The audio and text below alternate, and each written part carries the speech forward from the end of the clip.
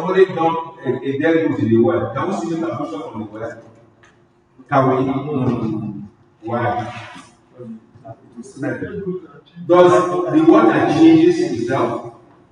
The water changes itself, yes. So it still applies. If the water changes itself and that goat is no longer there, no abortion from the water. You can still drink it. So we should be able to know these minor rules of Islam so that we can do fatwa to people based on knowledge, not what somebody is telling us in the book.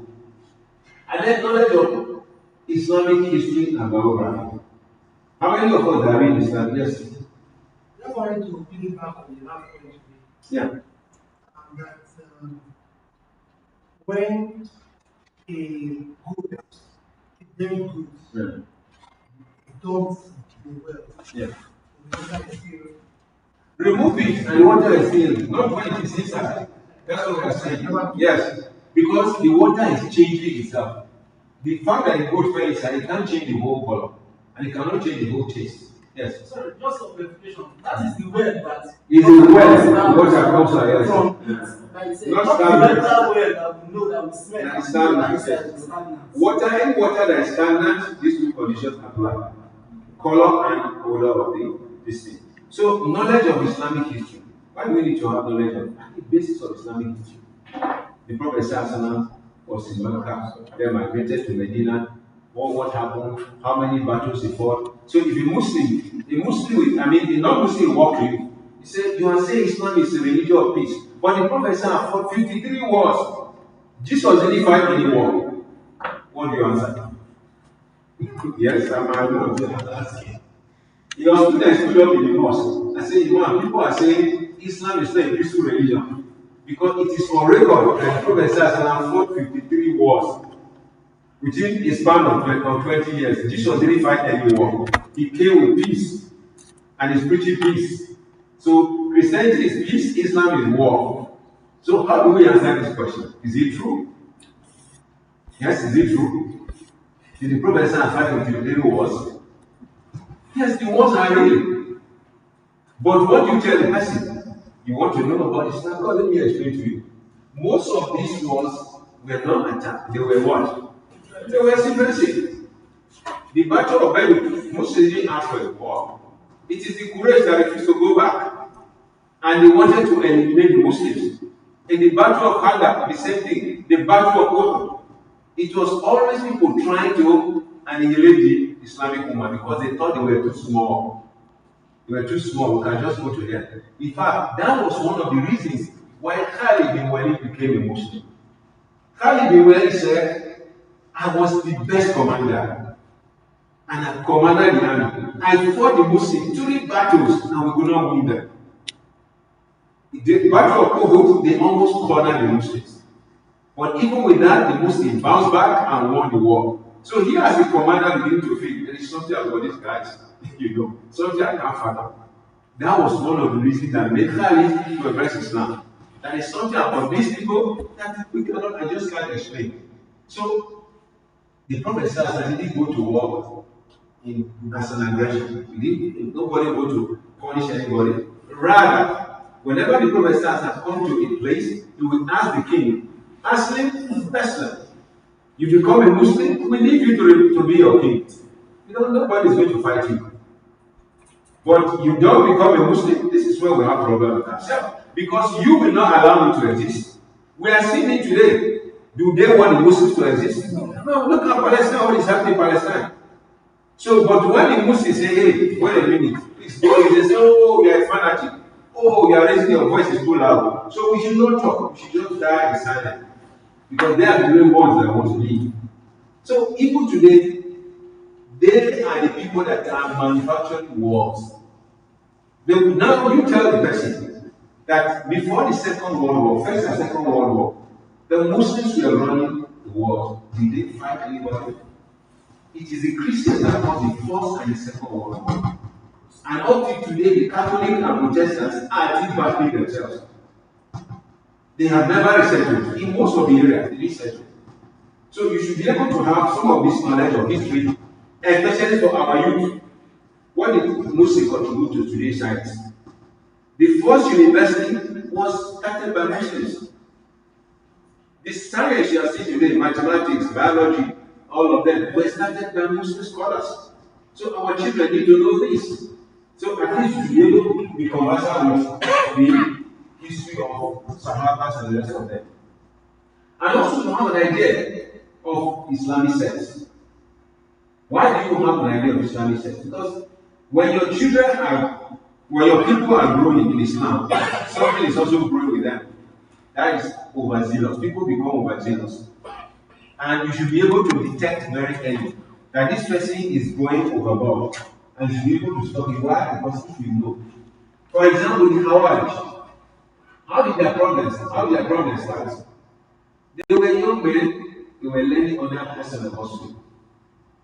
So one day in the mosque, they came to Hassan al-Basri and said, if somebody commits an offense, a kabbalah, that means kabila, he committed zina, he committed stealing and that, is there paradise for him? He said, if you repented to Allah, they said, no, how will Allah forgive him? Allah is not supposed to forgive anybody. So when you commit kabbalah, you leave, you are out of Islam. And Hassan al-Basri drove them out of this, where he was teaching. They went and formed a sect. And today, we call them the Khawarij. And how do you know them? They are the ones who are so strict on abusing other people. For them, everybody is a Kafir. For them, everybody does not have Islam. Understand Islam well enough. These are the hallmark of Khawarij. So, when you are an imam, you should be able to tell, where are my people progressing? Are they progressing forward? Or they are going the other way? Because we are also going to engage youth. You should be able to know where are these people coming from and where are those other people coming from. For example, let me just give a live example here. The Shias do not praise Juma. You know that, right? Shias don't praise Juma. Shias don't praise Zakat. You should be able to know. When a young man walks into the mosque, I tell you, man, I have learned that Juma is not compulsory. What does that tell you? That the Shias are winning over. Yes. So you should immediately take action. Don't dismiss it as though, is this just another troubled man? No. It means somebody is talking to him. Because they don't pray human, they don't pray, they don't pay zakat. They only pay homes or fields. That's what you give to their imams. So when you hear a child talking, then you know where he's coming from. So, and awareness of contemporary challenges. What are the contemporary challenges of youth? Today we are talking about kidnapping. We are talking about 419. How do we attend to some of this? If you don't understand it, as an imam, you should read about it. Ask people who read them. How does it halal or not halal? People will come asking you, what about mining? If you are mining on the system, is it halal? Is it halal? And you not tell the person, no, it is haram. You say, no, how can it be haram? I remember there was a time somebody came to me and about MMM. That was the time of MMM. I told him, I said, MMM is haram. He said, no, Rashid, it cannot be haram. I know the person gave me money. I gave this one 1,000, this one gave me 2,000. I said, no, that's where you are getting it wrong. In Islam, where you don't make effort, any profit you make out of it is haram. Anywhere not decrease. That's why the law is al-ghunum bil-ghunum. Meaning, if I give you money and you use that money as an effort, the money should bring back the reward. Let me give you a life example here. And actually, Mohammed Sani. I was going to Lagos. Mohammed Sani said, please, I heard that an iPhone 3 is out. I want to buy it. How much? 1.2 million naira. He gave me 1.2 million naira. I said it. I went to Lagos, I bought the iPhone. When I came back, I gave him the iPhone. Can I add another 100,000 to the money? Because the money belongs to him, the iPhone belongs to him. Now, take the second scenario. He said I should buy an iPhone for him. And I said, this thing is 1.4 million. I said, 1.6 buy, no problem, when you come and pay him. You came back with the phone before he pays. Can you increase the money? Yes. Because you are investing. You didn't invest in the first one. Now look at the difference. You bought the second one with your money. You bought the second one with your money. The first one is you didn't take any risk. Why? If he says he doesn't want the phone, throw it at the table and walk away. It's his money, isn't it? But the second scenario, if he says he doesn't want the phone, can you force him? After buying the phone, he says he doesn't want the name. So you are now a trader of phone. But you can't do the trader. So you have taken a risk. Your 1.2 million naira is at risk of being useless. Maybe he had that the phone is being sold 800,000 somewhere else. So your money has just been valued to 800,000. So if you see somebody else who wants to buy a phone for 4 million, would you sell it? You sell it. So that is what Islam says. Anywhere you don't make effort, whatever profit you make is haram. In the first instance, what you can say to the person, look, this phone I have to go and buy it from Ojota, I have to take a taxi from nearby, so please give me 20,000 naira that I used to hire a taxi. That is a different transaction. We cannot add anything to that one because it's phone, we need to tell you this. If you come to his house, they say, no, I'll leave it with his wife. Say, this is his phone. They can't come and tell you, well, I had the phone is 900,000 naira. I'm not receiving it. That is no problem. Because there's no risk involved. So that is why any game anybody is playing, and there's no risk, there's no effort, and they say it's making money from it, it's haram. Now, like all these things they are making, 1,000 people gave 1,000 each, and they want one person to win 1 million naira. Which effort have I made? The me that I want it, what effort did I make? I didn't make any effort. So I actually cheated the other 1,000 people. Why did they give out the money? It's not for me to win. They gave out the money for them to win. They wanted to win. But I collected the money. So how does it become halal for me? So that is why Allah subhanahu wa ta'ala warned us that the message إنما يريد الشيطان ليوقع بينكم عداوة وبغضاء, because the shaitan wants to create enmity between you. That is why he made this thing look exciting to you. That when I pay 1,000 naira, I'll just win. I remember, I was in a taxi with a driver and he was telling me, he did some this Nigeria or whatever. So I wanted to ask him a very interesting question. Say, but do you really believe that your 500 naira will give you that new dimension? He said, oh, that we know. Where in the world, your 500 naira will bring you 1 billion naira. All of us say, for me. But they are doing it because it became a habit. It has become a habit. So all these things you should be able to tell our youth and warn them. But if you are not in the picture, you cannot explain. When the answer asks you, okay, why is it haram? Just to say it's haram, or why is it haram? You can actually say, I didn't do anything. Somebody say, I should send you 200,000 naira. As soon as the 200,000 naira hit his account, he sent 400,000 naira back to you. What is wrong with that? So, now I'm asking, this one is the last question now. Somebody say I should send them 200,000 naira. It's a business. I send it, 2 minutes later, I send you 400,000 naira. Is it halal for me? Is there anything wrong with that? Nothing wrong with it, right? Not borrow. He said it's investment. They have this scam. They say, sell 100,000 naira, they will send it for 200,000 naira. It is halal. Did you ask that person, what have you done? Have I put in any effort? Did I make anything? Did I take any risks other than give money and money? Because money that given another money without his service is haram. That is why the rules in Islam apply. For example, you have dollar. When you are exchanging from one currency to another currency, you have dollar and you have 1 naira from me. What is the rule? Islam says, yadan biyad. When you are giving me the dollar, I give you the naira. I don't wait till tomorrow.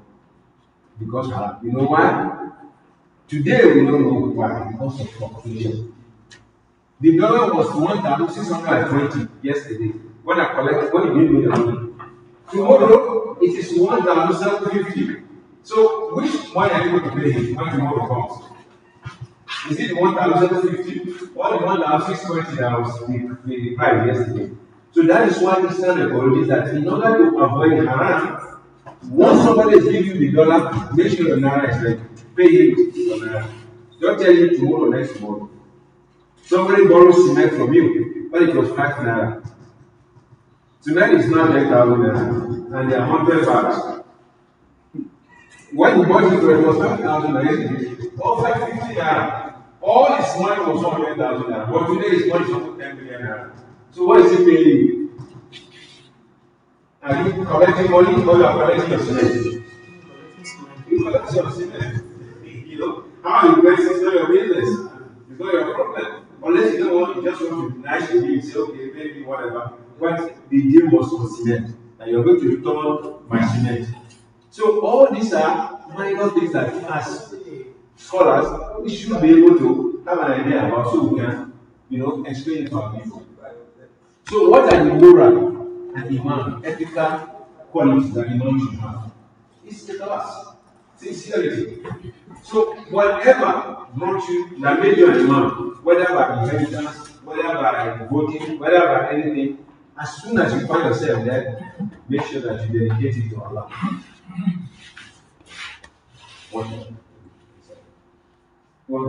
So you dedicate it to Allah subhanahu wa ta'ala. That is where the sincerity comes. Don't do it because you want to increase, you want to please people, because you want to, fill the vacancy that your father left behind.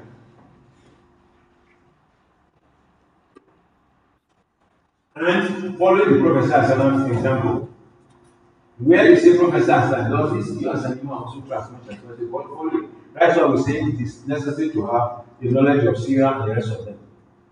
And what are the other qualities perfecting in Salah? Because a lot of this is lacking in our areas. The Imam prays as if somebody is pursuing him or is running for a contract. No, you should perfect the humility in prayer. You are talking to Allah. If your child wanted something from you, and then he just walked, I want to go, he jump out again. How many of you that will give him that phone? If you come to you and say, oh, that is I hope your work was fine, my school is okay, I was just wondering if I can get the phone because I need it for this. That is how we appeal to human beings. But when it comes to Allah, we don't even think we are being. So by the time you say Subhana Rabbi Allah, the Imam is already to you. I have prayed in mosque where I couldn't even complete what Subhana Rabbi Allah. That's how fast they were. All these salahs are not acceptable. But we pray Allah to help them. But this is Imam should have this quality. That your prayer, what is the rule is when you are going to go, Subhana Rabbi Allah, Subhana Rabbi Allah, the first one is for you. Then make another 3 for your Jama'ah. Because they are not going the same time with you. You read the Suruku first. By the time they read the Ruku, you already said 1 or 2 things. So don't use your own to calculate for them. Use their own to calculate. So when you go to the Ruku, Subhana Rabbi Allah, then you go like this, then wait for them. You say it 3 times again. So that they will have enough time to say the same thing is to you. So you now discover that everybody had enough time to say it. And then, don't go and spend the whole 1 hour in sujood. Because some people now overdo it. You will run through the prayer. When it comes to the last sujood, you forgot that they are still there. So I don't know, you want to do all the prayers. So when people are praying behind you, you should always check that we are coming together each other. And of course, excellent character and conduct, because people are watching you. Whatever you do, people are watching you. You have strong personality. Those ones are special qualities. Now you are imam, you are sincere, you are following the Prophet Sallallahu, but you should also have quality as a person. And what are these qualities? Strong personality. You should not be a pushover person. Everybody come and say, oh, imam, we want to do this. Say, no problem, no problem, no problem.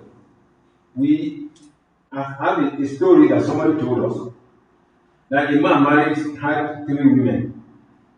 So their fathers' names were Ibrahim, Musa, and Isa. So every Juma prayer, the Imam is reading 7, Surah to 7. Then the last part is Surah of Ibrahim, Musa. So the third wife came to lodge a complaint that you're always talking about their father, not about my father. I always hear you praising the father of these 2 women. So you should add Isa, who is also my father. So the imam should have enough to say, so Ibrahim or Musa or Isa. So you can see, so an imam should not be a pushover just because you know what is correct is correct. Explain to your wife that look, this is how the Quran comes. And this is what we are reading. We stop when the Quran stops. So we should have, imams should also have courage to tell people what the truth. At times you go and between two people. And then you are afraid to tell the rich man what's supposed to be done. Especially when you go to family where some are more powerful than the other. And you are afraid to say you are wrong. Because you are imam. If you have the courage to say, based on what I'm hearing, you are wrong. Settle yourselves. You don't take sides with which one because it's the one that is powerful. Or probably it's the one that is nominated you to be an imam. So you are not afraid to even share anything to him. And then of course wisdom, and then always rely on Allah subhanahu wa ta'ala. This tawakkul is so important that we normally take it for granted. In a story I think I remember a story in one of the broadcasts, what we mean by relying on Allah subhanahu wa ta'ala. That Suleiman alayhi salam was able to talk to the ants. So one day he asked them, how many grains do you eat in a year? And they answered 3. So he wanted to experiment it. So he locked the ant in somewhere and gave him 3 grains. He said, when he came back after the 1 year to check on the ant, he had only eaten 1. The other 2 were still there. So you don't ask why. I mean, you said you can eat 3 grains. He said, because when I was out there in the wilderness, I depended on Allah. And I know Allah will never forget me. But when I was locked inside here, I was at your mercy. And I know you can forget me. So in case you forget, I'll still have 2 backup. That is how animals depend on Allah. That they wake up every morning knowing that Allah must be there. That Allah must be there. That's why if you listen to the story of Job, he said, he is wondering how come human beings are not prostrate to Allah. Because he is food. From the sky, who can see where there is water in the ground. He brings his own food out of the ground because Allah inspired him with that knowledge. So he obeyed Allah based on that. So you that Allah has given everything, why don't you obey Allah? So tawakkul is very important, and you should always preach it to people. Even if somebody is having 1 million naira, and you are going to ask it for the 1 million, always believe that it's Allah that will give you. If Allah does not say He will give you, He might not even give enough. He will give you that money. There are organized speeches and actions. Of course, whenever you do good, one make sure it's organized. Don't just say anything you want to get people to hear. So make sure it's organized. Then following Professor methodology by studying in his life and emulating him in prayer, teaching, and da'wah. So today we have some of us who are even trying to emulate the non-Muslims because of the way they preach. We also want to now preach like them. We talk for 5 minutes, we sing for 5 minutes, we talk for another 5 minutes, we pray for 5 minutes. So that has its own way. So people entertain, it's not a problem. The thing is that you should be able to tell them the crux of your teaching. So, summary, what I just said like that. An imam is a spiritual leader, teacher, and community role model. His character must reflect the Quran and Sunnah in every aspect. And true leadership combines knowledge, sincerity, and humility. And most important is that even though the imam is asked to meet the essential requirements, but perfection will come with time. So it doesn't mean that the first day you are an imam, you will have all these things at once. But practice will make it perfect. If you don't practice at all, that is a problem.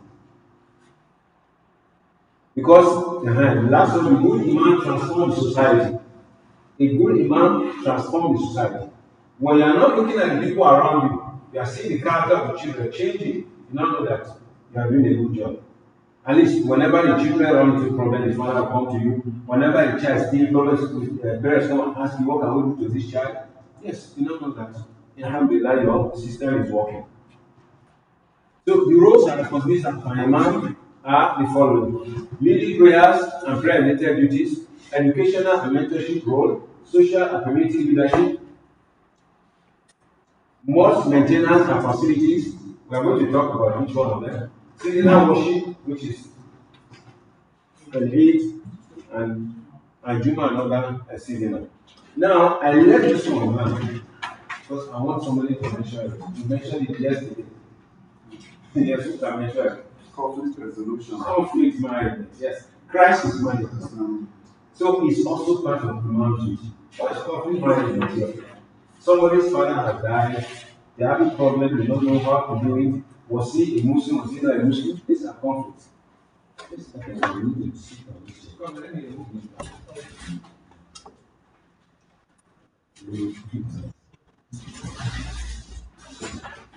So, conflict management is one of these. Now, for example, somebody is they're having crisis in their family. And for you, who look at it as not my business, it's your business. To go and find out what is going on, how can we help, how can we preach to them. Somebody is sick and they say, go to the pastor for prayer. That's the crisis. These people, they may eventually join them. So it is your responsibility that you don't have to be told to go and intervene. You go and intervene. Like, you should be patient. These people, they don't have any medicine for anybody. They are just going to scam you. But they need to hear from the man. Because their fathers may not be able to convince them. Sorry, I'm just reading it to look for me. So, it's nice as well. Okay. No, whatever.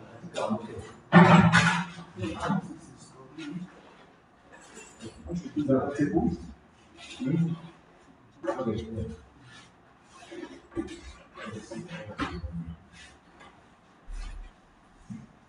Okay. Okay. So now I'm going to talk about each one, the role of the Imam in leading prayers. General rules in Islam is who lead prayer is a man. But we are beginning to see today women saying they want to lead prayer. And they will not tell you that no, that why can't one man can do, women can do better. And so Muslims are succumbing to some of these particular demands. And they tell that, there was a day Aisha there and led people in prayer. There was a day this one did that one. We are not hearing people who are trying to promulgate some of these ideas. In Europe, you will find women leading men in prayer. So you now ask yourself, no, let us be very sincere with ourselves for once. That a woman being in front of someone, do you look at it as morally good? No, as human beings. That's what about the religious ruling here. That a woman is in front of men, going up and down, prostrating, coming to go and salute. I mean, as naturally as human beings, it's abhorrent, it's not a good thing. Because we all don't have the same level of iman. You see the Kaaba, people go to Kaaba to make tawaf. That means whoever is there must have spent not less than 5 million naira to get there. But while you are there, some men are still arrested for harassing women. Yes. If somebody can go that far and still harass a woman, you expect that person is standing behind the woman and is praying comfortably. No, sometimes we have to talk to ourselves. Yes. So that person not, look at the woman from behind and is okay with that. No. Even naturally, it's not natural for a woman to lead men in prayer. And so many hadiths told us that the best suffering of women is in last. And the best in their house is in their house. So, because Islam has defined for us what is the rule of women, what is the rule of men. But because the Western world, we want to cancel that rule of woman. That is why they now came up with a woman is equal to a man. A woman is not equal to a man. A woman is complementary to a man. A woman can't have the same energy as a man. You can't have the same thing. They are created for something that men need, and they also have something that the men also have something that they need. That's how the world is. That's why in the Quran, there's a whole surah called Surah An-Nisa. Did you see Surah An-Nisa? No. In the Quran, the name of women is given to a chapter. What is that chapter about? It's about family laws. And what was it given in Nisa? Because women are the center of the family. of the family. So the woman is at the center of the family. So we should care for that woman. Because most of the time the men die before their wives. So how are you sure that these children will continue to be good Muslims? But because of all this confusion, people are not trying to say, a lot of people, they want to even abuse Islam. That Islam is too strict. Why women? What men can do? Women. I just saw a woman making khutbah in one of the videos. People make khutbah and seriously to men. Women will be women, and Islam rules that how well people have been decided and been decided that the first temptation Allah gave to the people of Israel was in women. And that was why by the time Maryam was born, their promiscuity had gone beyond boundary. That is why you discover in every verse of the Quran, when Allah really said, and let the ahsan from their the one that protected her own privacy. She is the only one that was not defiled. That is to tell you how bad promiscuity was in the society. So somebody again say, no, women can do, women can do, blah, blah, blah, blah. We know the dangers today. Now to the point that men want to change themselves to women want to change themselves to men. So at the end of the day, there's no gender. They say if you not go to a guard, they say, ladies and gentlemen, they say you have committed an offense. Because there's another group you are not addressing. So no ladies and gentlemen anymore. Or you cannot say he or she. Yes, I had Germany and make effort to change that. You cannot say to reverse somebody else he or she. So you must. Alright. So you have to respect the unknown gender. So these are issues that also we have to treat. Although it's not our topic. Somebody will not tell me why can't you be sympathetic to homosexuals. Should we be sympathetic to homosexuals? Yes, but that they should go and treat themselves. If somebody is having malaria, do we consider it as part of them? No, it is a disease and it has to be treated. If somebody is having homosexual feelings, it should be treated. Not told that it is normal. No. Because some people are born with two organs. And Islam has a ruling on all of them. That when somebody is born with the male and the female organ, we look at the one where the urine comes out from. That is the one that is active. So we consider that person, if the urine is coming out of the vagina, then it's a woman, it's a girl. It's coming out of the penis, then the penis is a man. Simple. Islam has a solution to that. And not to now give him a third gender. It's not third gender. It's either a man or a woman. Now that there is surgery, if we know that this is the one that is active, go and remove the other one. So the person can live in peace. But they really want to destroy the family in Islam. That is why they came up with all this nonsense. So it should be a Muslim with good Aqidah. Some of these rules we are explaining may not apply to you, but it's good that you know it's why. If you want to select an imam tomorrow, at least you know the kind of person you vote for. Let's say tomorrow your mosque throw open that imam is made that somebody is they want to replace it. What kind of person are we going to choose? At least you have an idea. Then what do we need in an imam? So this also brings us to the question of, can we pray behind everybody? Because sometimes the Shias, they laugh at the Ahlus that we pray behind everybody. Yes, the ulama say pray behind anybody. Fasting or whether it's stepping or fasting. Why? Because if you come to mosque and somebody is leading prayer, do you have to go back and research his biography? No, we don't have that time. We pray behind them. Why? Because his mistakes are his own mistakes, and not my mistakes.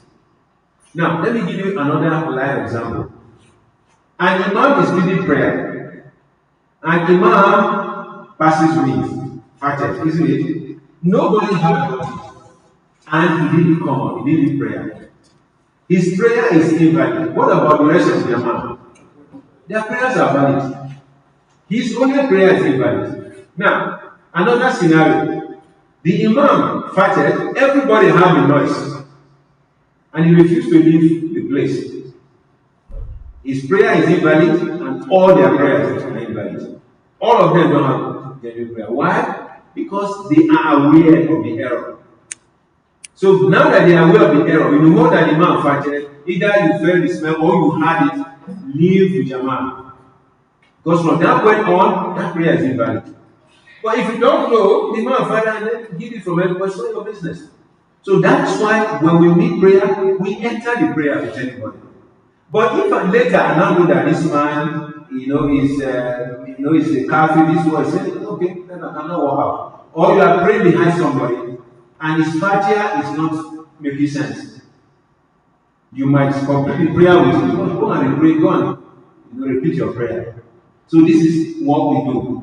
So if a sin involves kufr, don't pray behind that person. That is why some of them are even saying, Imam is not require that the person should all be, that we should know that this person is stepping, is God-fearing.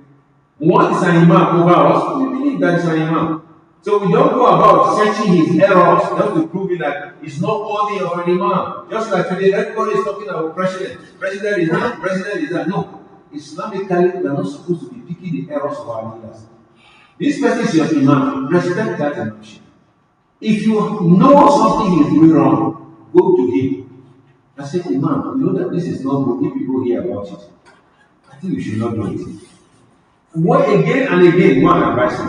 But don't come to the mosque and tell people, oh, yesterday I saw Imam in the government house. He was receiving 3 million naira. He has not shared it to everybody. Because most of his money will go everywhere.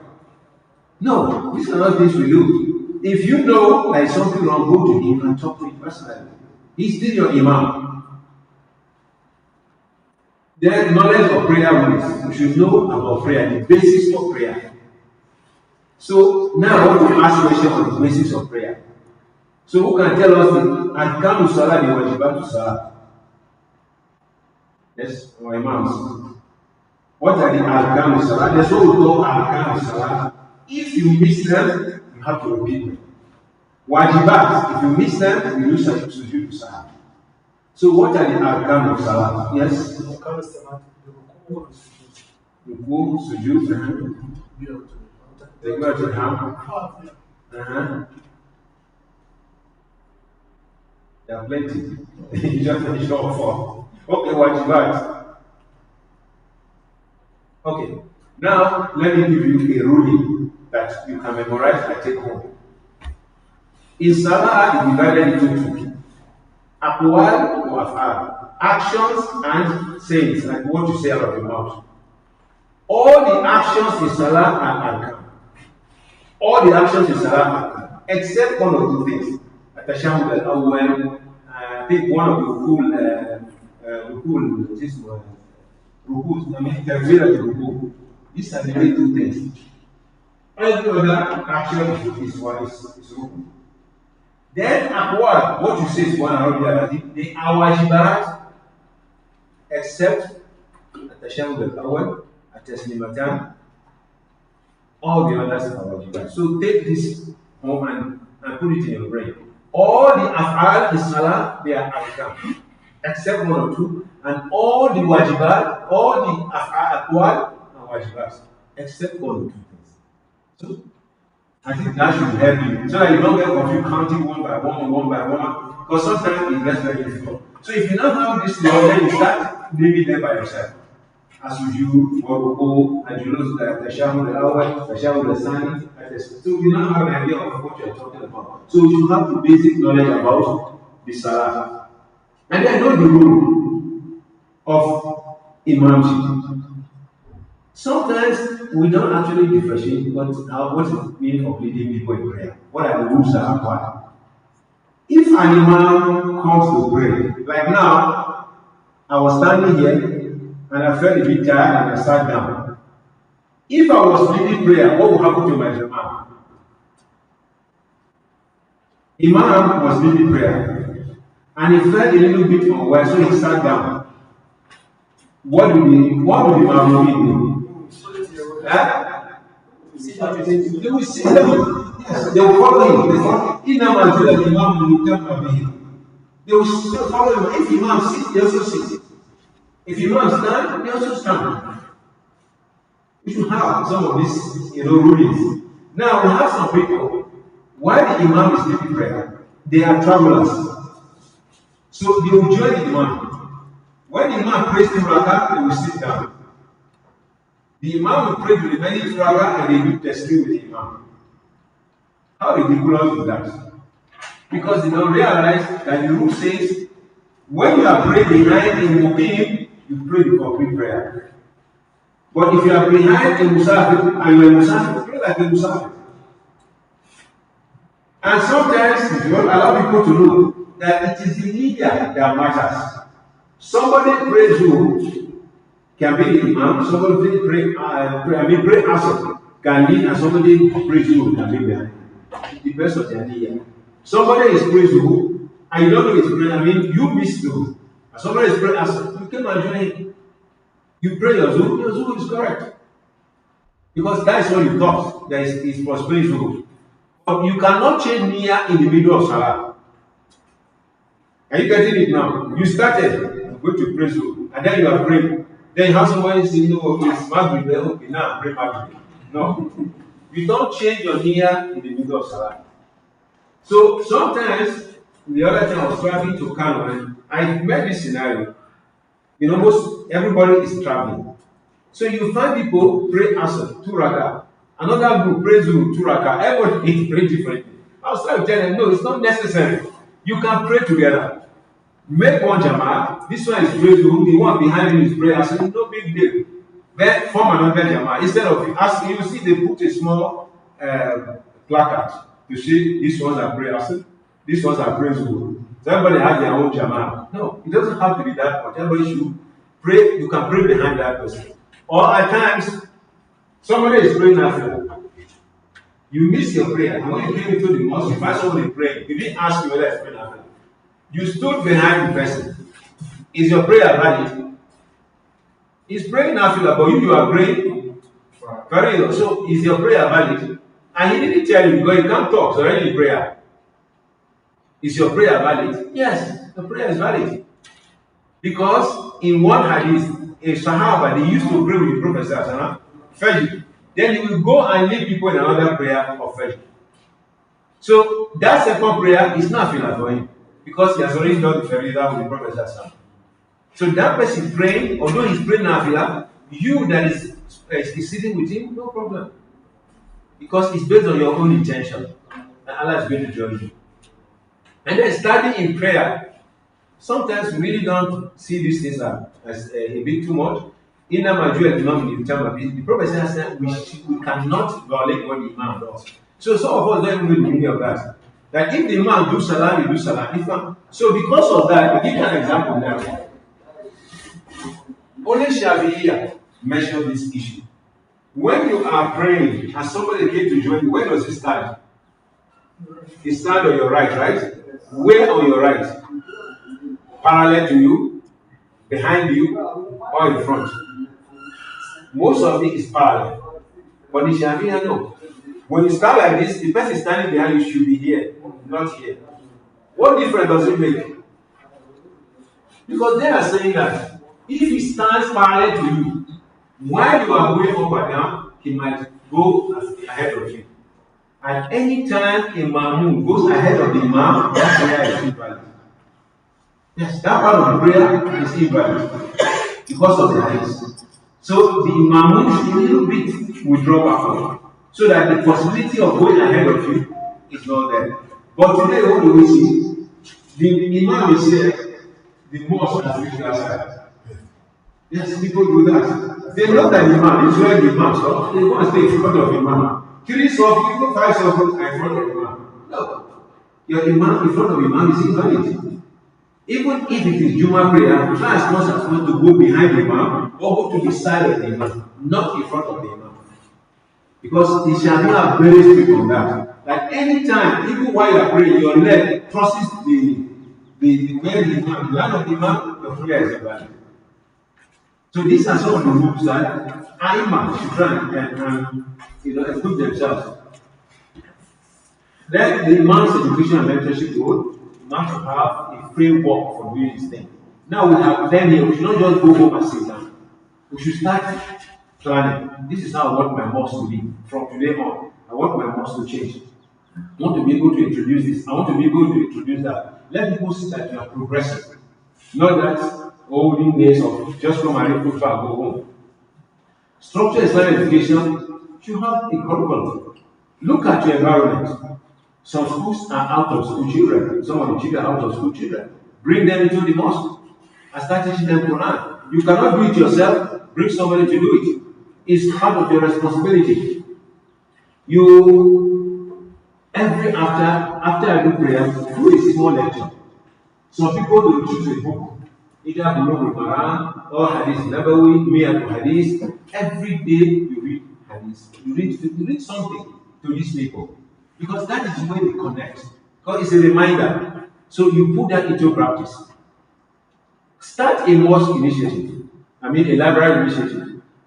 How many of us have books in their mosque? If it's not a school, most of us don't have books. And even if they have books, it's old Quran that are just there. Somebody comes once in a while, picks and read and put it back. Sometimes let us invest in books that are important to you. Bulugh al-Maram, Sahih Bukhari, Bidayah wa Nihaya, whatever it is. So that sometimes people will come and take these books and read them.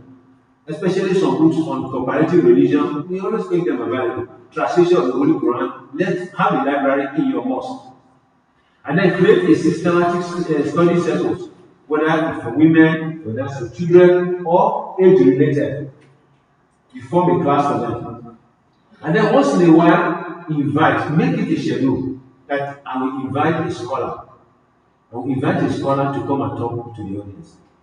And then, of course, based on the knowledge that you have now, you can now tell who is a qualified scholar to come and talk to people, not someone who will come and spread their opinion. So at least you're able to say that, oh, this man, we know him, we had his lectures, he's a very straightforward person, let's be able to come and talk. But try to make it a priority. And once in a while, you bring somebody to come and talk to them. Because, according to Imam Hanbali here said, lectures, knowledge is more important than the food. Food you need it 3 times a day, but knowledge, you need it with every breath. That's how important knowledge is. Because even the food we eat, if not for knowledge, it turns to poison. Yes, make one mistake in cooking, and everybody in the house will have knowledge.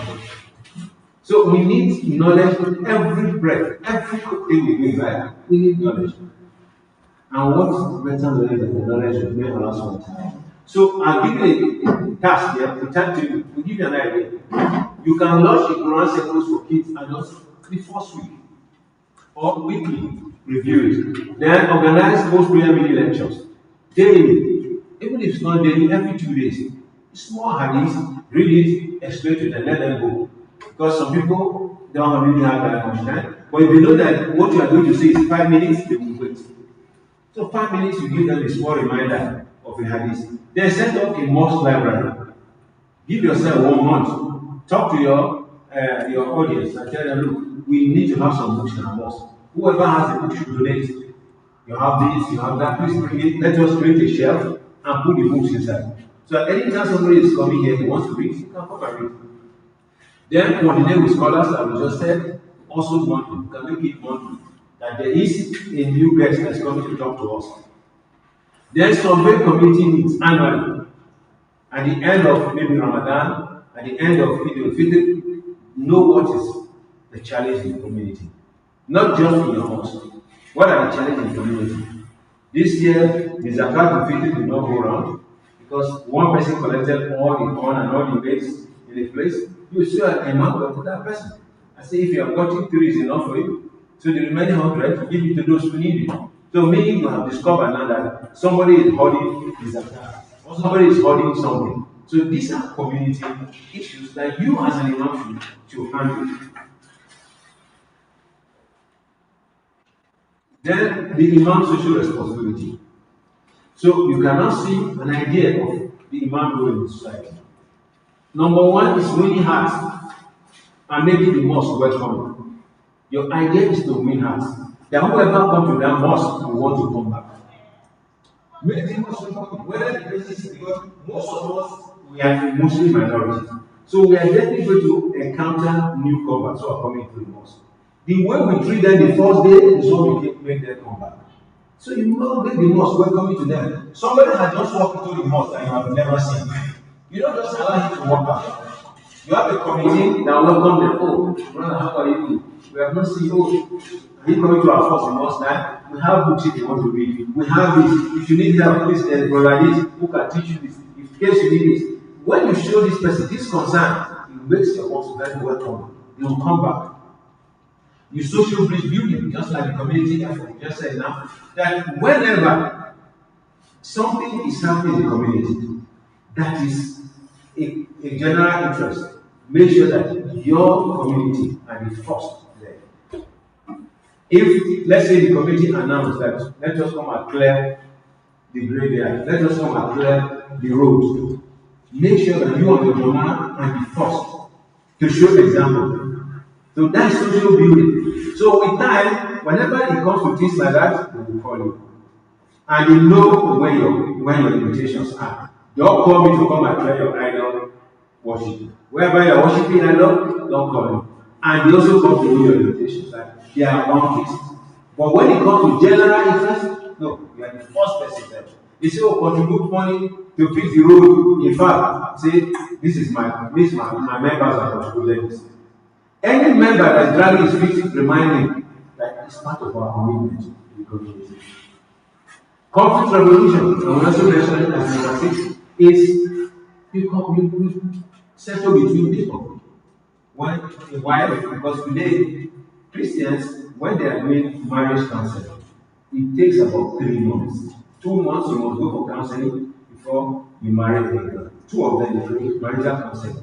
In that counseling, they manage what they explain to them what are the conflicts they are going to encounter in marriage and how they can resolve it. Because in life, you cannot say that there's no life without conflict. There's no life without conflict. But how do we manage this conflict? So it is you, the man, now that not come out and say, okay, you and your wife are quarreling, you come in between them. But to make sure that you are not a party that has interest. There are highly sensitive situations. What do you mean by sensitive situations here? You are an imam in a mosque, and you are reading Fatiha, and somebody is correcting you, and the correction is wrong.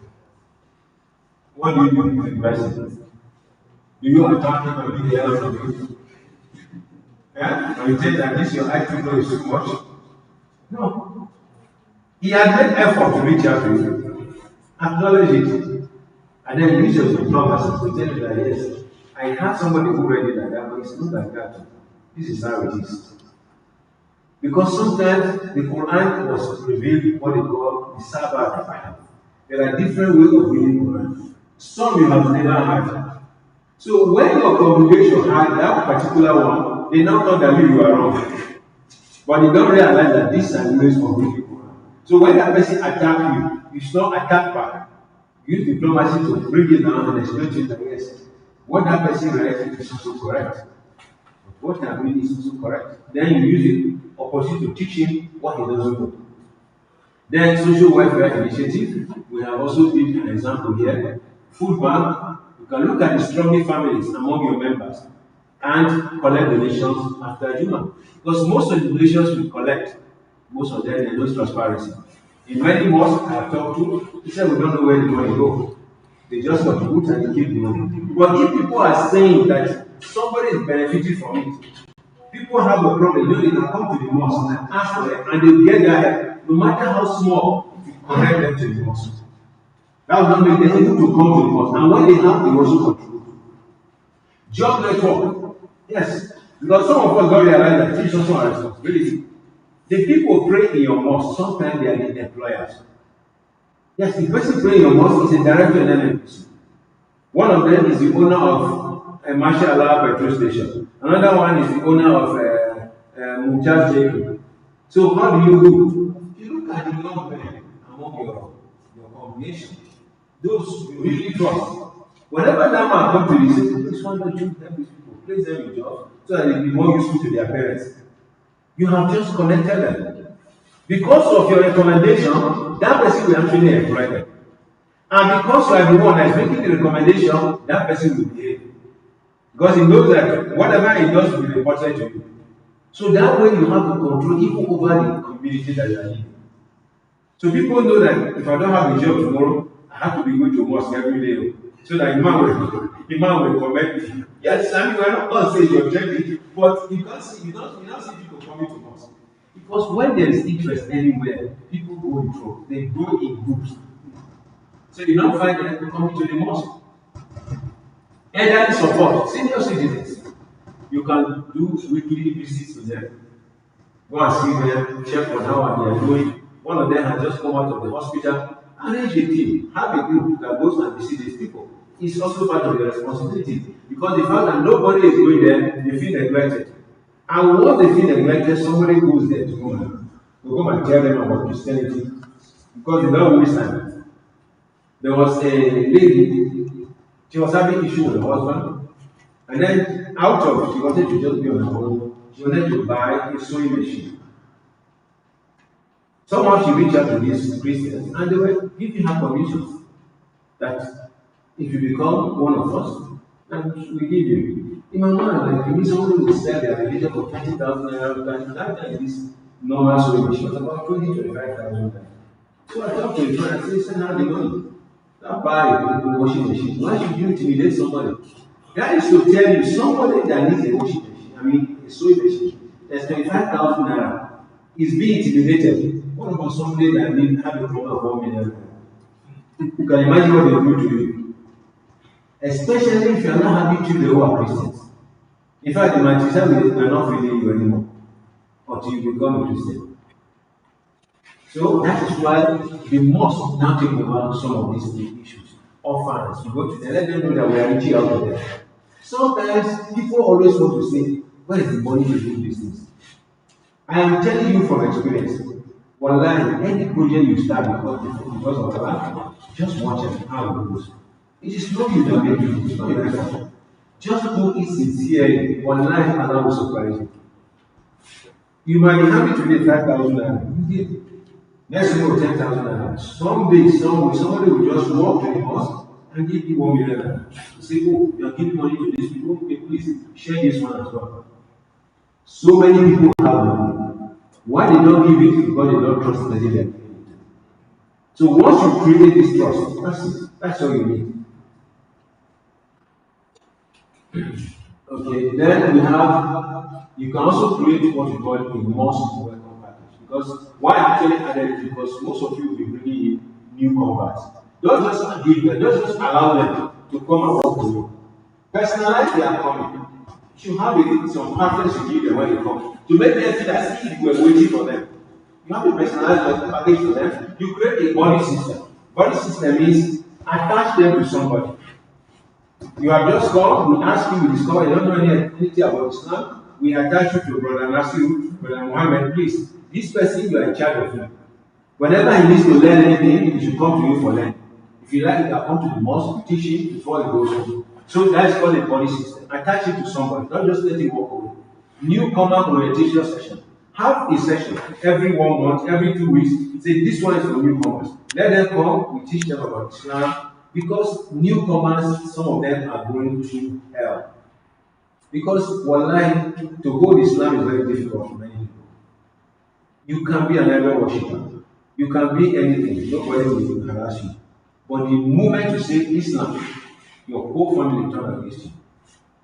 Your whole family, in fact, and nobody wants to hear anything from you. So imagine these people don't have support. In fact, to an extent that one of the sisters told us that even the prayers are not monitoring her inside her home, fearing that she's going to be praying. So whenever they hear she's quiet, they pause the door open. Because they are afraid that she's praying. So what does she do? She goes inside the toilet, sit on the toilet seat and pray. Because that's the only way she can have a privacy. Because you can't open my toilet door. I'm just saying I'm busy. But in the room, she could not even have privacy. But she was bent on her Islam. And the end of the day, they succumb. But not many people have that kind of tenacity. So we need to encourage them.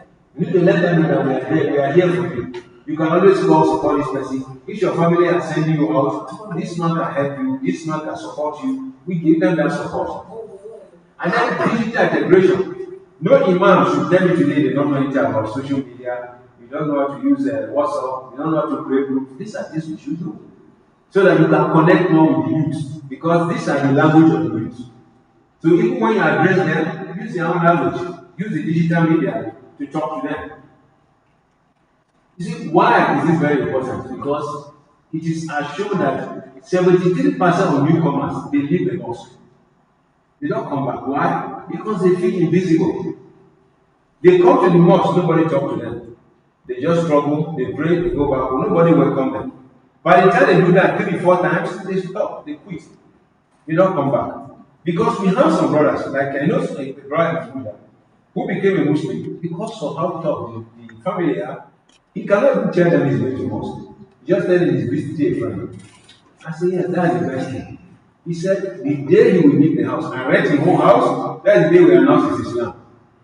But while they're still feeding him, you know everyone announces Islam. So when somebody embraces it, cannot say run to your family and tell them, no. Protect Islam first, and you should help that people protect it. When Islam is strong enough in that person, that's really what you can say, let everybody know. And we should make sure we do that, because if we expose that person to the family, we can easily persuade them. And it also brings the reality, because that touch between you and them will also really engage you. So, what are the action steps?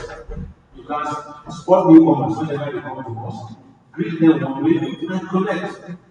So, if somebody comes to you and says, oh, I'm a new convert, from where? Oh, I'm from Imo State, or from Abia State. It means the person is an Igbo Muslim, isn't it?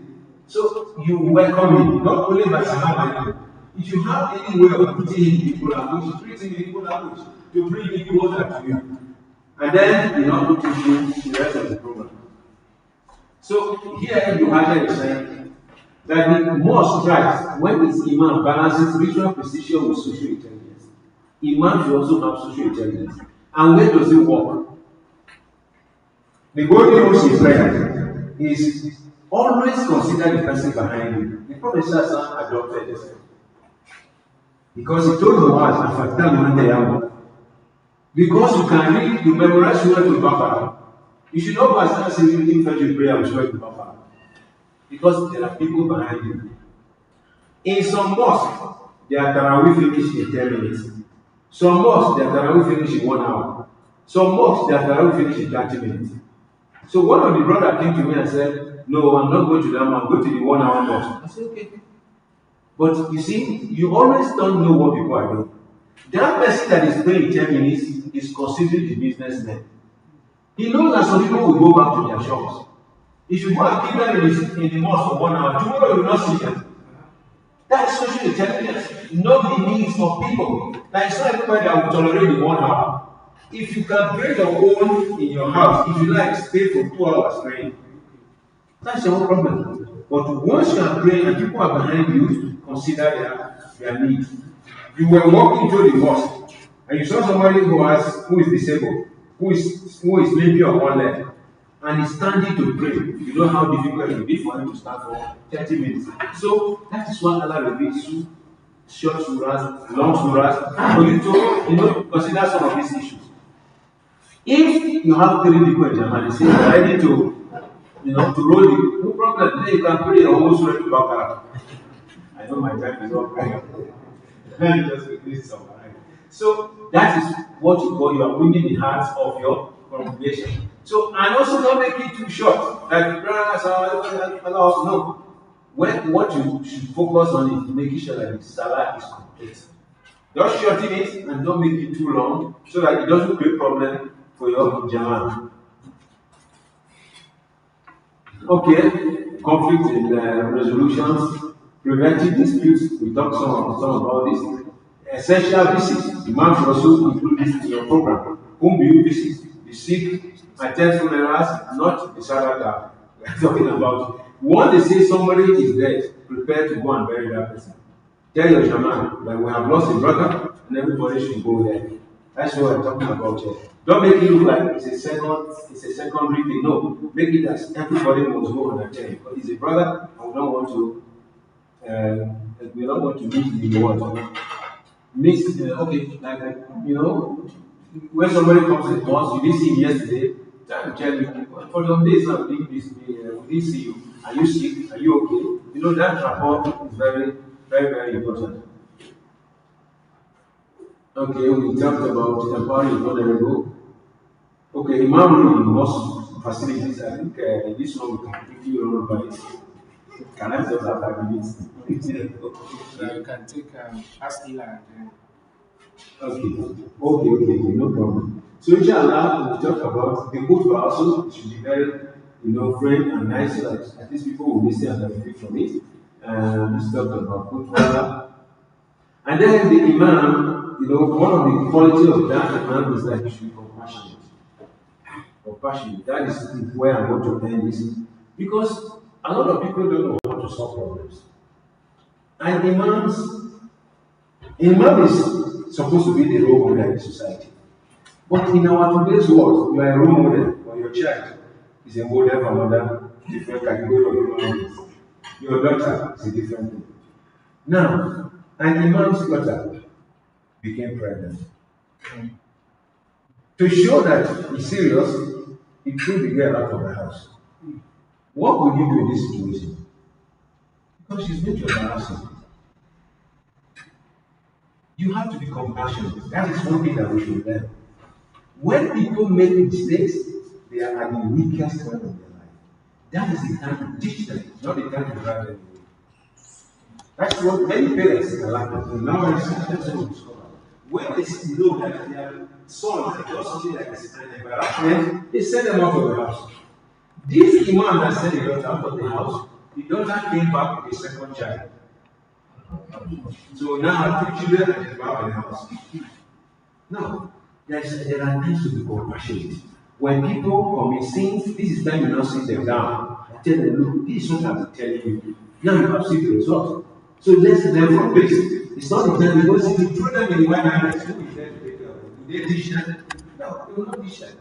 The one that will happen is the same man who will corner her bed and still give another belly, as they will say. So the same thing, our children today, somebody came and said, your son is moving with homosexuals. And say, to hell, never come to my house again. No, it's the time to bring it closer and say, my son, this is why the Prophet says, this is what Allah said that, and I want you to avoid this. And then you start working on your child. So if man should be compassionate, you should be accessible. Don't make it look like, somebody has to look for permission to come and talk to a man. Talk to me. I mean, the most anytime you get a question, come and I can answer your question. The one I don't know, I will ask, I'll tell you please. This question, I want to ask another scholar because my opinion is not very clear about this issue. There's nothing wrong with that. So, inshallah, I think I'm going to stop here because I told my time is over for 5 minutes. So, if there is any question, I think I'm around to say that. So, inshallah, in our next lecture, we're going to summarize the many and then go into another. We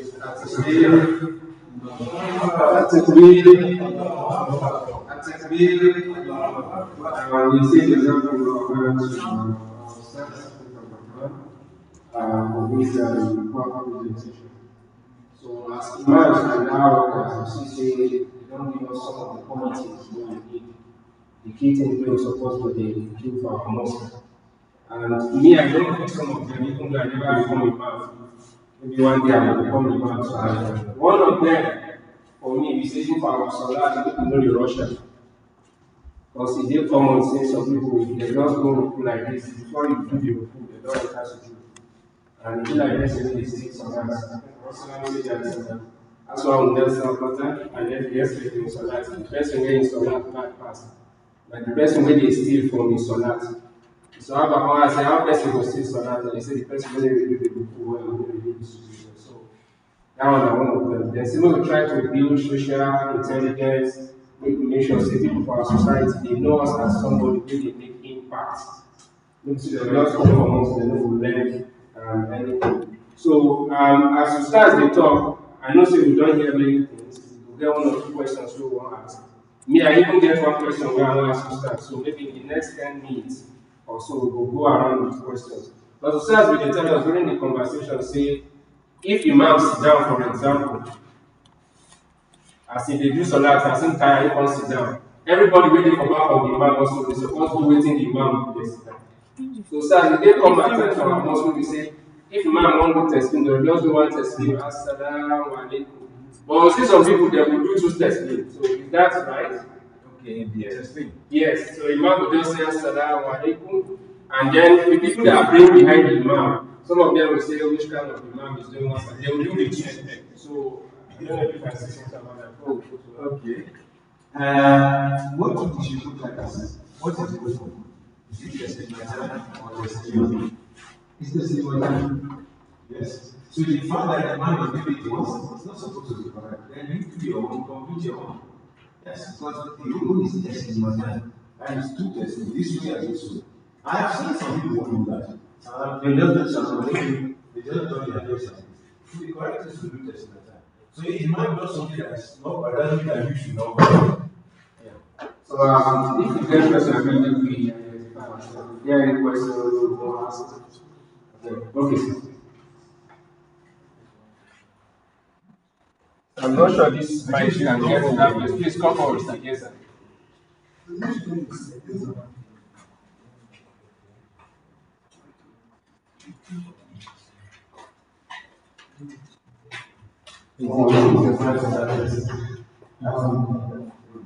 Brother Malam Awam Salam AWAH. It's about this Imam contribution. You're talking about the Imam child. In case the Imam daughter, someone takes them to the car, what will the Imam do with that child, or what will the Imam do with the pregnancy and the child? Yeah. So, Imam is asking that if someone is impregnated by a Christian, that what should he do? For me, I would say it is for the Imam to revise his own self, review his own self. Because the fact that your daughter got to that extent is meaning there's a failure with your parents. If you didn't do your children very well, you have to now go back to the drawing board. How do I get my children to become Muslims? Because sometimes we neglect our children too much. To the point that we don't tell who is a Christian and who is a Muslim. Sometimes my sister try to marry me, and when you tell them, what's the difference? Well, no, there is a difference. Islam, we're not supposed to have relationship with a Christian. But because we live in an environment where parents don't care, so their children, they just, socialize with the non-Muslims, and eventually these things happen. So I will recommend that these parents you can't kill the child. You can't take the life. You don't have the right to take the life of that child. And that child will belong to that mother. Because whatever you zina, you some will allow me. It's the mother that has the child. Because that man will not marry her. So meaning, if you are the father of that child, you have just got a grandson. And you can't throw him away. So, but use the opportunity to now retrain your daughter. But let's prepare this. Because what has happened has happened. But this time around, be serious about it. So this is normally what we do. That whenever anything happens, let's review ourselves first. Where did we go wrong? It's not by saying, oh, let's throw her away, let's send her packing, because if she pack, what will happen? She'll still come back with a different problem. And whenever they are going to see her, they will still call her your daughter. Alright, I hope I answered the question. So, any other questions? When we are asking, let us introduce ourselves because some of us may not hear it. So I have two questions. First of them is an imam. Maybe he went to farm due to the level of work, he forgot to observe. He returned from farm, it was time for Asiri, he has forgotten to tell that he normally observes in the farm. So now he returned from farm, he forgot he has not observed. Now it's time for Asiri, Papa ablution. Maybe in the second rakah in Asri, pray with Asri, you remember I have not observed Zuhr. So what will he do? And it's leading Salah. That's the first question. The second question is the hukum of smiling in Salah or laughing. For example, I was praying behind an imam and he was reciting this one to Namli. Yeah, he was reading that part, and due to his revelation, he understood that very well. I don't know what he laughed. When I asked him after his salah, I said, Malam, I don't know how that laugh came in. But I know I was just reflecting over the ayat, and I don't know how the laugh came in. So, in that kind of situation, what would you advise? And two, maybe you are praying at home, maybe in our field, a child is displaying. No children, there are some ways they display, you just find yourself laughing. So in that kind of situation, what do you do with the salah?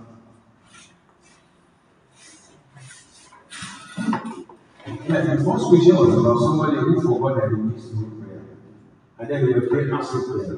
They should continue their asking prayer. When your asking is over, you don't pray also, which is corrupt. Because prayer is compulsory when you remember. That is when you become compulsory. You don't remember, it's not compulsory. But if you know, in your mind you know you need prayer, and then you come home, it's time for asking. And the asking will also be over. If you are busy praying the Zuhr, then you should pray asking first. Then you now pray Zuhr as corrupt. That is the rule. So you cannot miss asking again because you are trying to pray Zuhr. Because in those situations, even the ulama even allow, this is a situation where you even allow to make tayammum even instead of when there is water. That is the only situation. How? You came home and you missed Zuhr. And asking the man, if you didn't miss Zuhr, asking the man 5 minutes before Maghrib will enter. Where you are going to fetch water is in the other campus. To go and bring the water, it will take 10 minutes. The ulama say, make tayammum and pray that prayer. Because getting the water will make you miss the prayer. So when it is the last moment, you don't pray. It's the prayer that is all that you should pray. Then when you are done, you pray the one that you missed. Whether you go and start praying Zuhr, because if you are praying Zuhr, you miss the Asr again, two of them become because you are missing two of them. Yes. Then the second question is, anything that comes out of you subconsciously is not a problem, but it should not be intended. People read Quran and cry. I've never had somebody read Quran and laugh. That is not that. Yeah. But I want to believe that it's almost like crying. So, but if it is subconsciously, it just took over you, and then you just happen. Not that you play along, you start laughing. No, you should not do too many harakats in prayer that are not part of the prayer. So if it happened to you without you knowing, that is not a problem. But if you do it intentionally, then it's what's your prayer? Yes. So like you mentioned also for a child. Some children may just come in front of you and start doing some activity. No, that is why even you should focus on your prayer. Because that shows that the level of your distraction in prayer. Because if you focus on prayer, if you are not seeing that child, yes, if you focus on prayer, you are not seeing that child. So that is how the movement should be. Yes, you know that somebody is there, you grab your head, no problem. But don't focus on what he's doing, because it's an issue of focus. If you see what he's doing, you left your prayer. If you focus on what you are doing, you don't see him. Yes. Exactly. So I think you have to say that.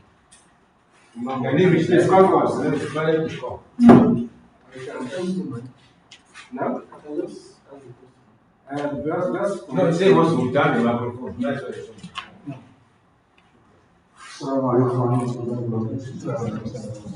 Regarding one of the imams, my name is Muhammad Mokhtar. Okay.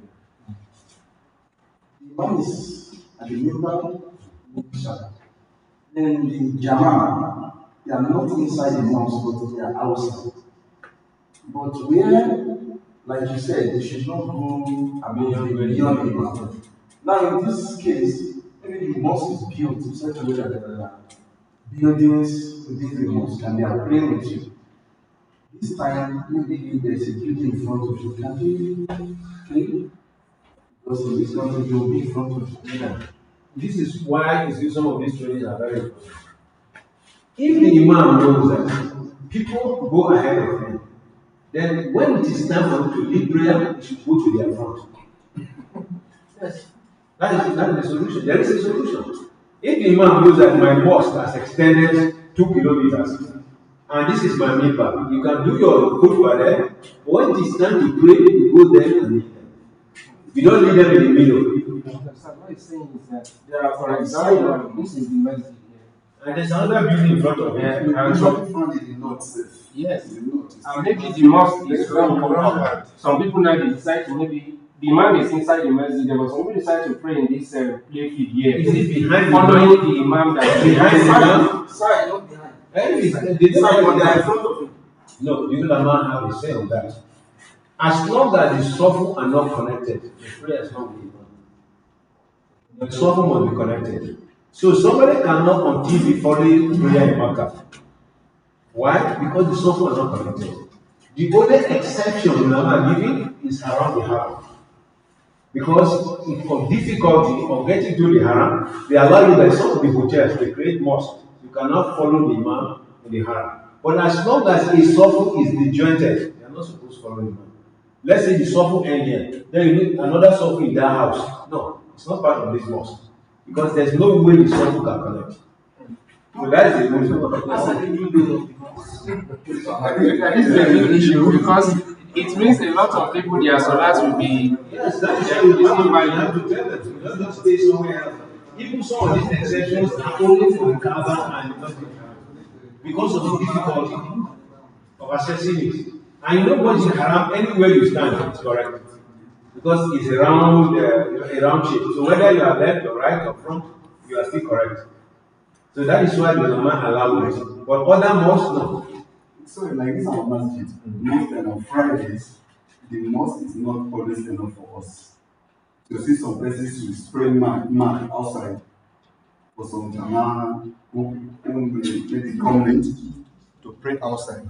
And the sofu, they cannot be in the same line with the sofu that are inside. Then you have to explain to them. Yes. That's because in this case, ulama did not give any exception, except Makkah and Medina. Because of the difficulty, when the crowd is too much, that's the only exception that they give. Other than that, it's not allowed. In Nigeria, normally, the Prophet said, does any one of you not afraid that his head will be turned into a donkey by disobeying what the man is doing? So it's a very serious hadith. Yes. Please, I just want to ask you, I don't think we understand what you're saying. No, I want to be fair.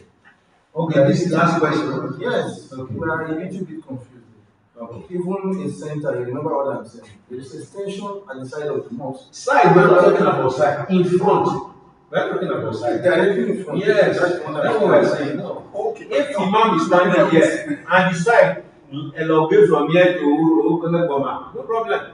No. It's still the same sofu, but not in front of the imam. Please, don't misunderstand. The side, as long as nobody is in front of the imam, side, no problem. So if somebody comes and there is no space, you can spread like this. The imam is here, you can spread like this. You can spread like this, and then behind, but not in front of the imam. That's what we're talking about. Yeah, the side can be as long as you want. Is it clear? Ustaz, what he's saying, because this issue, sorry we are overflogging it, but it happens in most of our society. So what he's saying, for example, is some people may even come late for Salah, the mosque is filled up. They will just carry their musalla, even if it is a shop, they can be 2, 3, they will just put their legs. And at times, it may not be even directly with the imam, it may be ahead, not in front of the imam, or maybe aside, a little in front of the imam. I have noticed it. Okay. Yes, even in Abuja, I have noticed it. Imam, because they are rushing to the mosque, Imam is there, they put mat here. It's wrong.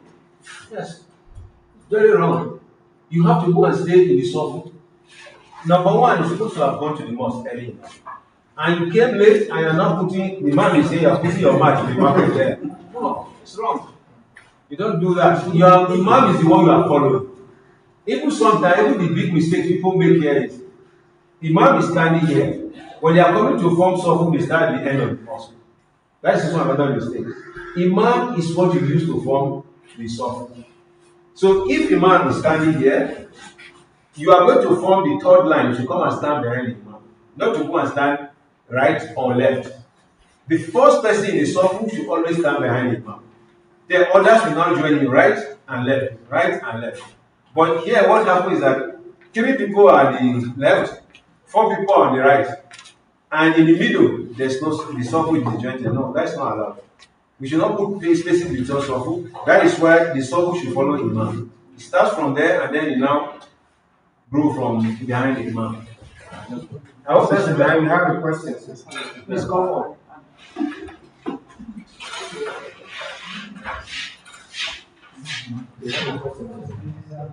I have a beautiful chief mama. I need advice. In my office, we have Jabba.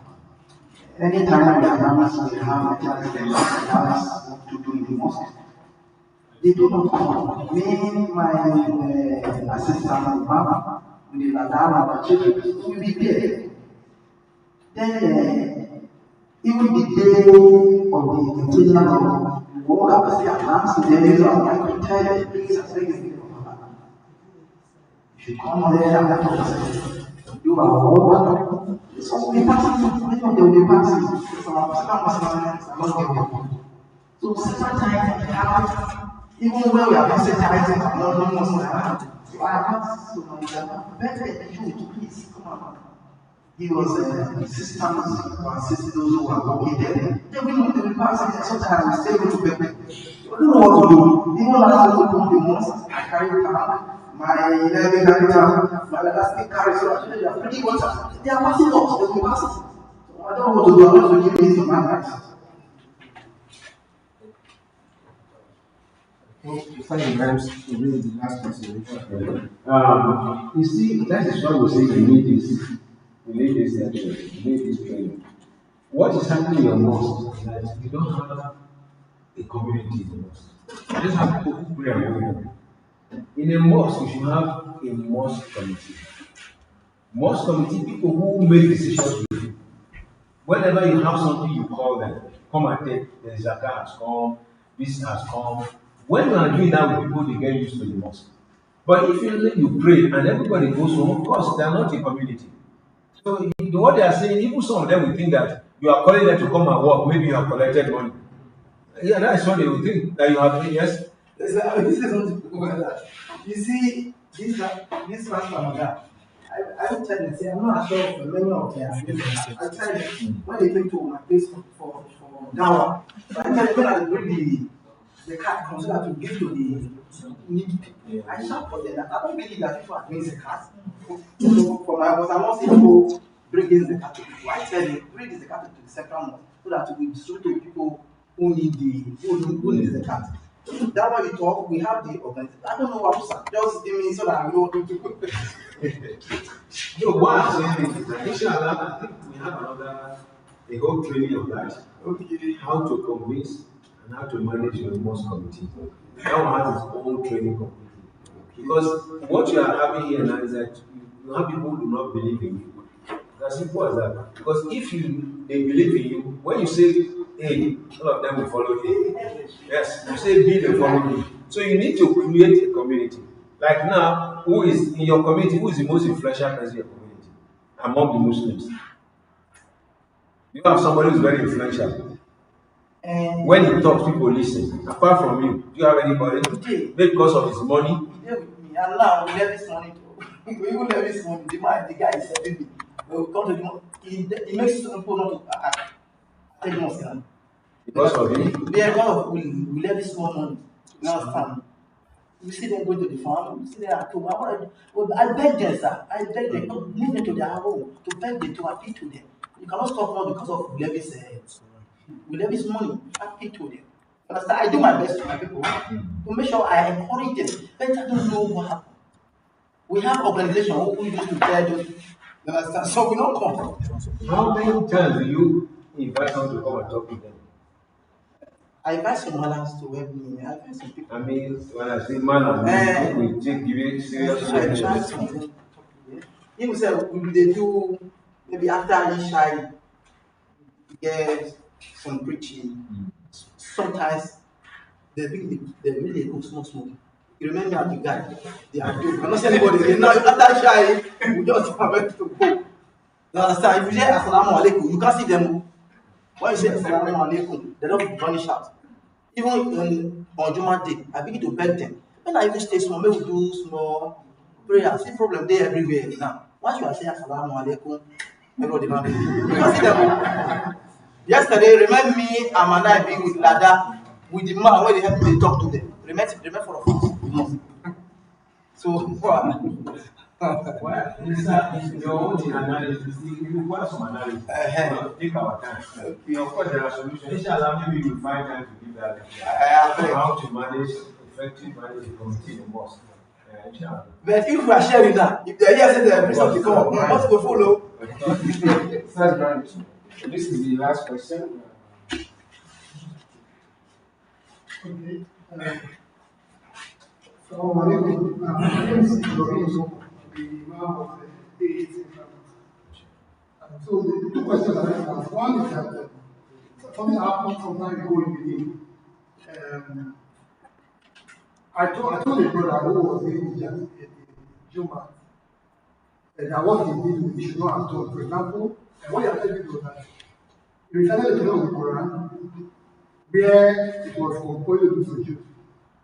Being that the Jamal was large and the mosque was not contained, people were asking, not everybody is in the Jamal meant to know that. And so some people did not do sujood when the man and she was like, no, I'll tell you the man who is my friend. Could have avoided that. I think I agree with me. What we so there is issue of management of Jamal, it's not a question of that. So this one, so this occurred to me that yes, this happened in the past, and something that I would like to get your view on. And then the other question I'd like to ask is,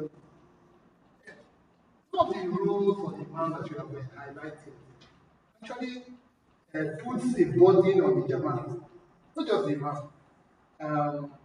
Some of the things that listen, having a mosque library, a committee for presentation, talking to new converts. It's not entirely the concern of the man in this context. So it means that you are creating some kind of responsibilities for the Jama. I mean, not that they may not be effectively willing to. Is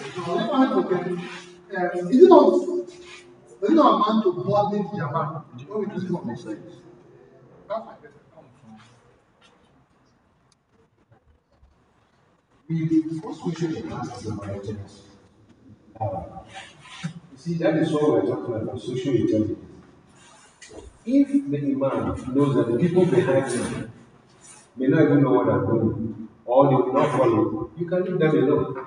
Because some scholars say it's not urgent, it's not compulsory. Especially in prayer, when you have to soon do another sujood. So if you leave it, it's not a big deal. So sometimes consider it based on the people behind me might not understand it. Yes, it happened to me in Lagos. I was leading prayer in the mosque, and then I actually read the section, and I actually went down. When I came back up, after the prayer, there was a lot of argument in the mosque. Yes, people were arguing that yes, we are confused. I said no, and I explained to them what it means. But they say, why did I say Allah Akbar? That was a whole problem. I said, but if I had gone without saying Allah, how will you know where I've been? Because you just see me falling down. So there are lots of issues on this thing, but it is not a word, not too compulsory. So it's something you can skip. So if you know that you're Jamal and not very compulsory, just skip it, no problem. So the second question is say that there's a body on the Jamal. No, it's not actually a body of Jamal. The Imam has to have a personality to be able to create this type of community. Because we are talking about what Islam needs from us. If you make people understand, definitely they will come along. Because now you have newcomers. What do you do with them? They should walk away? No. We should take care of them. Now, all of us are community. We need to help each other. What do we do? Can Imam alone do it? No. So these things are very vital. They're integral even to the cohesion of the community. So there are things that you have to make your Jama see the need for them. And then you now go, gradually. It's not actually too much worry on them, sharp. So, for this session. We want to thank our Ashe for the presentation and answering the questions. We also want to thank the participants, the AIMA, the Omara, for engaging. We are going to have a short break now for us to go around, stretch our legs, and they will also provide some snacks for us. So, inshallah, in the next 15-20 minutes, we'll be back. Yes, inshallah. We have taken much than out of our time.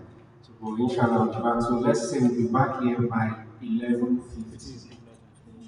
11:50.